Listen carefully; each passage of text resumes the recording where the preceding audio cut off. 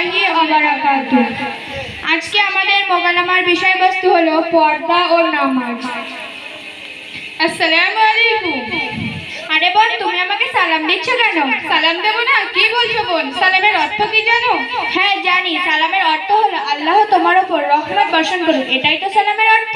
হ্যাঁ, এটাই সালামের অর্থ। কিন্তু বোন, এছাড়াও প্রিয় নবী সাল্লাল্লাহু আলাইহি ওয়াসাল্লাম হাদিসের মধ্যে বলেছেন আসসালামু কাবলাল কালাম, অর্থাৎ আর বলতে হবে না। এর অর্থ হলো তোমরা কারোর সাথে কথা বলার আগে সালাম আদান প্রদান করো, এটাই তো এর অর্থ।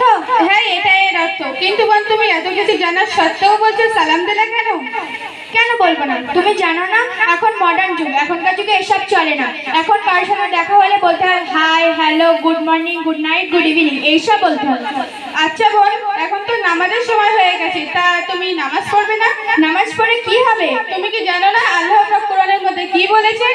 কি বলেছেন আবার? আল্লাহ পাক কোরআনের মধ্যে বলেছেন ইন্নাস সালাতা তানহা আনিল ফাহশাই ওয়াল মুনকার, অর্থাৎ নামাজ নিশ্চয়ই খারাপ কাজ থেকে দূরে রাখে। আর তার পরপরই রাসূলুল্লাহ সাল্লাল্লাহু আলাইহি ওয়াসাল্লাম বলেছেন আসসালাতু মিফতাহুল জান্নাহ, অর্থাৎ নামাজ হলো জান্নাতের চাবিকাঠি। আরে বোন, আমার বয়স 70-80 বছর হোক, থুতথুরে বুড়ি হব, উঠতে গেলে লাঠি, বসতে গেলে মাটি, তখন ঠিক জান্নাতের চাবি খুঁজে নেব। আরে বোন, তুমি বলছো তোমার বয়স 70-80 বছর হলে নামাজ পড়বে? তুমি কি জানো না আল্লাহ পাক কোরআনের মধ্যে কি বলেছেন? আল্লাহ পাক কোরআনের মধ্যে বলেছেন শাফফুন নিসাই ফি ইবাদাতিল্লাহি তাআলা, অর্থাৎ যৌবন বয়সের ইবাদত আল্লাহর দরবারে বেশি কবুল হয়। এমনকি হযরত জিবরাইল আলাইহিস সালাম বলেছেন পৃথিবীতে কত ফোঁটা বৃষ্টি পড়ে তা আমি গুনতে পারি, কিন্তু যৌবন বয়সের ইবাদত আমি জিবরাইল গুনতে পারি না। আরে বোন, আমি আল্লাহর অস্তিত্ব বিশ্বাস করি না। আরে তুমি নাস্তিকের মতো ব্যবহার করছো কেন? আরে বোন, আল্লাহ বলে যদি কেউ থাকতো তাহলে পৃথিবীতে অপহরণ, চিন্তা, হত্যা, রাহাজান এইসব হওয়ার পরও আল্লাহ তাদের শাস্তি দিতেন। এমন তো কিছুই হয় না, সুতরাং আল্লাহ নেই। আরে বোন, এইসব বিষয় নিয়ে আগামী বুধবার আলোচনা হবে। কেন বোন, আরো তাড়াতাড়ি করছো কেন? কোথায় যাবে? আমি একটু মাদ্রাসায় পড়তে যাব। আরে বোন, মাঝে পড়াটা রাখো, এখন মডার্ন যুগ, বোরকা টোরকা খুলে ফেলে, এখনকার যুগে এইসব মানায় না। আরে বোন, তুমি এমন কথা বলছো কেন? তুমি কি জানো না আল্লাহ পাক কোরআনের মধ্যে কি বলেছেন? আল্লাহ পাক কোরআনের মধ্যে বলেছেন অকারনা ফি বুয়ুতিকুন্না ওয়ালা তাবাররাসনা তাবাররুজাল জাহিলিয়াতিল উলা, অর্থাৎ হে নারীরা, তোমরা তোমাদের ঘরে অবস্থান করো, সেই জাহিলিয়া যুগের মতো নিজেদেরকে সৌন্দর্যকে পরপুরুষের সামনে প্রদর্শন করে বেরিও না।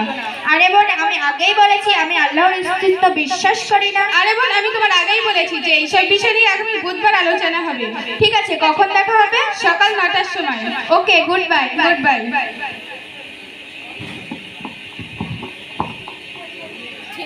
আসসালামু আলাইকুম। আরে বোন, তোমার মতো সালামের ভন্ডের সঙ্গে ফালতু তর্ক করবো না। আরে তুমি আমাকে ভণ্ড বলছো কেন? ভন্ড বলবো না? আগামী শনিবার বললে আগামী বুধবার বেলা 9টার সময় দেখাবে। এখন কটা মাঝে দেখেছো? এখন দুপুর, এখন বিকাল 4টা। এখন থেকে তোমার সময় দাঁড়িয়ে আসি, তোমার কোনো দায়িত্ববোধ নেই। সত্যি বোন, তোমাকে এতক্ষণ সত্যি বোন এতক্ষণ তোমার জন্য অপেক্ষা করেছেন, আমি খুবই দুঃখিত। তবে আমার দেরি হওয়ার কারণে একটু তো শোনো। না, আমি আর কিছু শুনতে চাই না, আমি চললাম। দাঁড়াও বোন, দয়া করে আমার দেরি হওয়ার কারণে একটু তো শোনো। এত করে বলছো যখন, শুনি তোমার দেরি হওয়ার কারণ কি। আরে বোন, আমি বাড়ি থেকে ফজরের নামাজ পড়ে খুব সকালে বার হয়েছি। তারপর গাড়িতে করে আস্তে আস্তে দেখলাম সামনে একটা বিরাট বড় জঙ্গল। তারপর সেই জঙ্গলে নেমে পড়লাম। তারপর সেই জঙ্গলে হাত ফেলতে দেখলাম সামনে একটা প্রকাণ্ড নদী, কিন্তু নদীতে কোনো নৌকা ছিল না। খুব বসে বসে ভাবছি, হঠাৎ দেখলাম একটা বিরাট প্রকাণ্ড গাছ আপনা আপনি কেটে গেল। তারপর সেটা আপনা আপনি চেরাই হলো। তারপর সেটা আপনা আপনি নৌকা তৈরি হলো। আমি সেই নৌকা চেপেই এখানে এসেছি, তাই আমার আসতে এত দেরি হলো। যদিও তোমার সাথে দু চার কথা বলতাম, কিন্তু তোমার কথা শোনার পর মনে হচ্ছে তোমার মাথাটাই গেছে।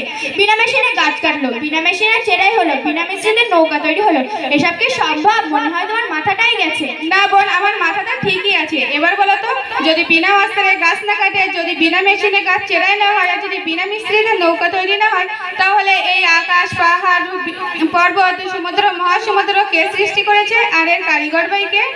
তুমি ঠিক বলেছো বোন, এতদিন আমার বিশ্বাস সব ভুল ছিল। এক আল্লাহ, তিনিই সবার কারিগর। এতদিনে তুমি আল্লাহর অস্তিত্বে বিশ্বাস করেছো তো? আচ্ছা বোন, নামাজ না পড়লে কি কোনো ক্ষতি আছে? তুমি জানো না এক ওয়াক্ত নামাজ কাজা করলে 2,88,000 বছর জাহান্নামের আগুনেতে পড়তে হবে? জাহান্নাম? সেটা আবার কি? আস্তাগফিরুল্লাহ, তুমি মুসলমান ঘরের মেয়ে হয়ে বলছো জাহান্নাম, সেটি আবার কি? জাহান্নাম হলো কোনো আল্লাহর একটা একটি কঠিন শাস্তির জায়গা। এমনকি সেখানে রাসূলুল্লাহ সাল্লাল্লাহু আলাইহি ওয়াসাল্লাম হাদিসের মধ্যে বলেছেন, আদ-দায়ুসু লা ইয়াদখুলুল জান্নাহ, অর্থাৎ দাউস ব্যক্তি কখনোই জান্নাতে প্রবেশ করতে পারবে না। তাহলে বোন আমার উপায় কি হবে? কি আবার হবে? ওই জাহান্নামের আগুনে পুড়তে হবে। তবে বাঁচার উপায় একটি আছে। কি উপায় বলো না বোন? তওবা। তওবা করলে আল্লাহ চাইলে সমস্ত গুনাহ মাফ করে দিতে পারবেন। তওবা সেটা আবার কি? খেতে হয় না মাখতে হয়? আস্তাগফিরুল্লাহ, আস্তাগফিরুল্লাহ। তুমি মুসলমান ঘরের মেয়ে হয়ে বলছো তওবা খেতে হয় না মাখতে হয়? তওবা হলো কোনো খারাপ কাজ থেকে ফিরে আসা, পুনরায় সেটি না করা। তাহলে আমাকে একটু শিখিয়ে দাও। তাহলে আমার সাথে বলো, লা হাওলা। লা হাবরা, লা হাবরা নয়, লা হাওলা। লা হাওলা, ওয়ালা কুওয়াতা। ওয়ালা কলকাতা, ওয়ালা কলকাতা নয়, ওয়ালা কুওয়াতা ওয়ালা কুওয়াতা ইল্লা বিল্লাহিল। ইলিল বিলিল, ইলিল বিলিল নয়, ইল্লা বিল্লাহিল ইল্লা বিল্লাহিল আলিয়্যিল। আলিম আলিম আলিম আলিম নয়, আলিয়্যিল আলিয়্যিল আযীম। আযীম। আচ্ছা বোন, তুমি এত কিছু কোথা থেকে শিখলে? তুমি জানো না, সকল গ্রামবাসীদের সহযোগিতা এবং নাসিরুদ্দিন ভাইজানের একান্ত প্রচেষ্টায় গড়ে উঠেছে দেবক দক্ষিণ পাড়ায়।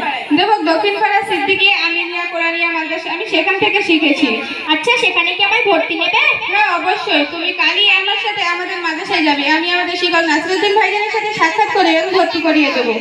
ঠিক আছে বোন, তাহলে আমি কাল থেকে তোমার সাথে মাদ্রাসায় যাব ইনশাআল্লাহ। আল্লাহ তোমার মনের আশা পূরণ করুক। আমিন। আসসালামু আলাইকুম ওয়া রাহমাতুল্লাহি ওয়া বারাকাতুহু।